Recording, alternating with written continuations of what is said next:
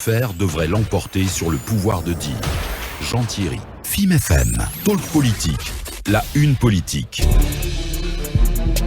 La une politique, on commence par cette actualité. Alpha Mamadou, vous l'avez traité. Je parle bien sûr de ces deux jeunes soupçonnés de coups et blessures et d'avoir également dégradé une caméra de surveillance. Ont été présentés aujourd'hui à la DPJ à Kaloum. Oui, c'est vrai, deux jeunes gens qui ont été arrêtés en haute banlieue dans le Grand Conakry même, puisque la scène se serait produite du côté de la T8, transversale numéro 8. Donc c'est là que ces jeunes auraient été arrêtés. Donc, et puis voilà, ils reconnaissent avoir agressé des citoyens. Un d'entre eux même reconnaît avoir utilisé un couteau pour poignarder un citoyen. Ouais. Donc déjà lui, il est dans la NAS carrément. Ouais. Donc, mais ils ont carrément nié, il a nié vraiment être monté sur le poteau pour démonter justement cette caméra de surveillance, cette image dont vous parlez à l'instant, et qui a fait le tour de la toile.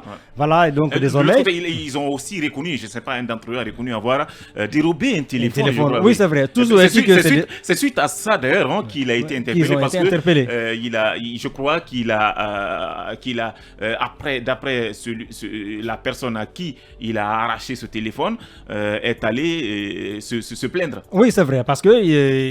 la personne qui l'a agressé, c'est un voisin qu'il connaît. Oui. Donc, il a pris le téléphone de ce monsieur. Alors, ce monsieur est allé justement pour le dénoncer à la police. Bien. Alors, maintenant, de recoupement à recoupement, on ne sait pas trop comment il s'est retrouvé dans l'affaire du démontage de cette caméra de surveillance. Toujours est-il qu'ils ont commis des délits. Ouais. Donc, ils vont répondre. Vous savez, c'est très récurrent de voir des jeunes, quand il y a des mouvements de foule à Conakry, ils sortent uniquement pas pour, c'est pas moi, exprimer leur colère face à une mesure gouvernementale. Ouais. Mais ils ont des mauvaises intentions, ils sortent pour agresser des citoyens. Ils sont très nombreux, notamment sur l'axe là de Hamdallah et Kagbele, ils sont très nombreux, c'est la vérité. Ouais. Ils agressent les gens et ceux-là, ils doivent être mis hors d'état de nuire. Et vous-même, vous avez sans doute... J'en ai été victime en 2017, j'étais journaliste sur le terrain. Voilà, c'est comme cela. Malheureusement, Emmanuel, ce comportement continue. Vous imaginez, moi, je ne sais pas, je n'ai pas encore fait un tour depuis cette manifestation pour constater si ces poteaux qui viennent d'être installés n'ont pas été touchés. On continue à assister à ce vandalisme. Personnellement, je n'ai pas vu aussi encore, en tout cas, je ne sais pas si ces poteaux... Je crois qu'ils ont été épargnés, sinon on aurait vu... C'est juste des installations d'une entreprise qui ont été... C'est aussi parce que les zones qui ont enregistré les plus grandes violences ne sont pas encore couvertes par ces poteaux. Il faut aussi le dire, parce que les quartiers... Non, il y en a eu à Nyariwada et à la pharmacie. Oui, mais je peux vous dire que ce qui s'est passé à Sonfonia, à Simanteri, la T8 jusqu'à Kagbeling, non mais... C'est 10 fois supérieur à ce que vous avez vu vers Hamdallah. Ouais. Moi, j'habite vers là-bas, je sais ce que j'ai vu, mais je me suis dit que... Si ces poteaux étaient vers là-bas... Ce qu'on a vu en réalité n'était rien par rapport à la réalité qui était sur le terrain là-bas. C'était vraiment j'ai envie de dire, comme une sorte de guérilla urbaine, où à distance, vous avez des colonnes de fumée noires dans le ciel qui vous en disent long sur ce qui existe en réalité devant vous. Mais moi je dis, c'est l'occasion de le redire peut-être encore aujourd'hui. S'il y a bien un domaine sur lequel il faut mettre le maximum de moyens en Guinée, c'est celui de l'éducation citoyenne.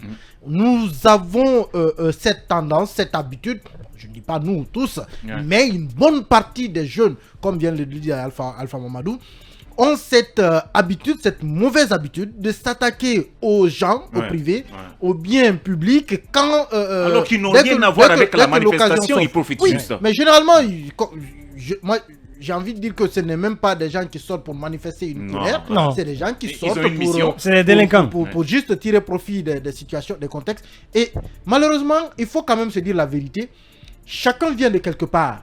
Moi, je me dis que quand parfois vous avez affaire à des enfants dans la rue, vous allez voir, vous savez que c'est des enfants 12 ans, 13 ans, 14 ans qui se livrent à certaines actions dans la rue.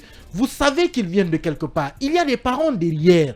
Non, mais il faut quand même qu'aussi on prenne en compte la dimension familiale de l'éducation civique. Absolument. Quelqu'un vient toujours de quelque part. C'est toujours l'enfant de quelqu'un qui est dans la rue et qui est en train de faire quelque chose. Je me demande qu'est-ce que aussi ces parents font pour éviter qu'on en arrive là. Voyez ces jeunes par exemple, naïfs, celui-là qui a grimpé jusqu'au poteau, mais il est vraiment naïf pour aller décrocher une caméra de surveillance. Peut-être qu'il s'est dit qui était en train de le filmer comme ça. Une caméra qui te filme, tu penses que tu peux la décrocher et passer inaperçu. Non mais c'est quand même tellement naïf, mais c'est aussi la dimension malheureusement incivique que les revendications sont en train de prendre en Guinée. Dès qu'il y a l'occasion, parce que ce jour, je sais, aucun acteur politique n'a quand même appelé à manifester.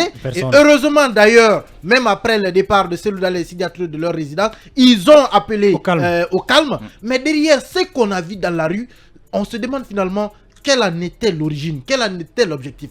Il faut nécessairement qu'on investisse énormément dans l'éducation citoyenne, dans l'éducation civique, mais surtout que des gens comprennent dans des cas comme ça servent d'exemple. Parce qu'il ne faut plus qu'on revienne dans cette Guinée où des gens sont arrêtés en train de vandaliser des biens publics, des biens privés, ils sont jugés et mis en prison et que derrière des simples accords politiques servent pour qu'on les mette en liberté. Il faut pour une fois que la justice, quand elle prend une décision, qu'elle soit appliquée pour que au moins qu'on puisse en dissuader d'autres. Bien, voilà, Mamadou Boy, nous continuons à enregistrer en tout cas ces cas de vandalisme.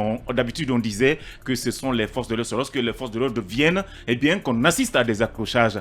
Mais malheureusement, cette fois-ci, en tout cas, ça s'est passé devant tout le monde.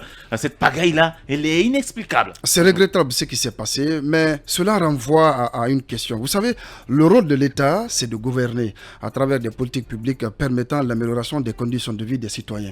Et gouverner renvoie aussi à des prises de décision. Et c'est là justement toute la question.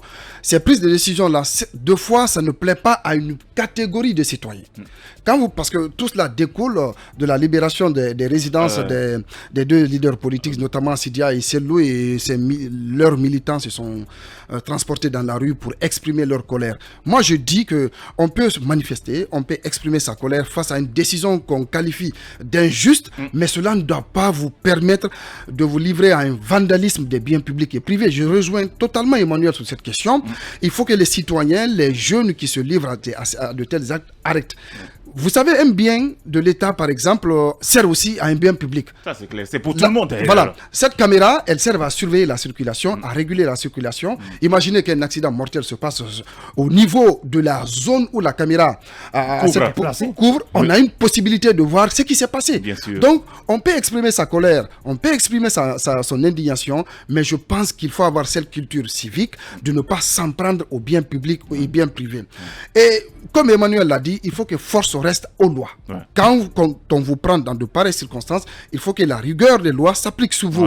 Parce que moi, j'aurais appris que libérer telle ou telle personne, et ben voilà. J'aurais appris que les forces de l'ordre ont procédé à des interpellations, mais sur le champ, des familles sont venues voir, en tout cas selon mes sources, certaines familles sont venues voir les forces de l'ordre pour négocier, donner 500, 600, 1 million pour pouvoir libérer ses enfants. Et ce que tout à fait Emmanuel le disait, tout le monde vient de quelque part. Je pense qu'il est important aujourd'hui que les pères de famille, les mères de famille, les parents essayent, n'est-ce pas, de surveiller leurs enfants lors des manifestations ou des remous sociaux à travers le pays. On ne peut pas quand même se permettre de voir des petits enfants, des gamins ou des jeunes majeurs se livrer à des actes de vandalisme dans la rue, alors qu'ils ont des parents qui ne sont pas loin de là où ils font ces arts d'action. Donc il est important aujourd'hui quand même qu'on ne peut pas être d'accord sur toute la ligne avec les décisions de l'État, avec la décision des autorités en place, mais il est important d'avoir cette culture civique dans nos têtes, de ne pas s'en prendre de façon copieuse au bien de l'État. Merci beaucoup à vous, chers talkers. On va rapidement aborder ce second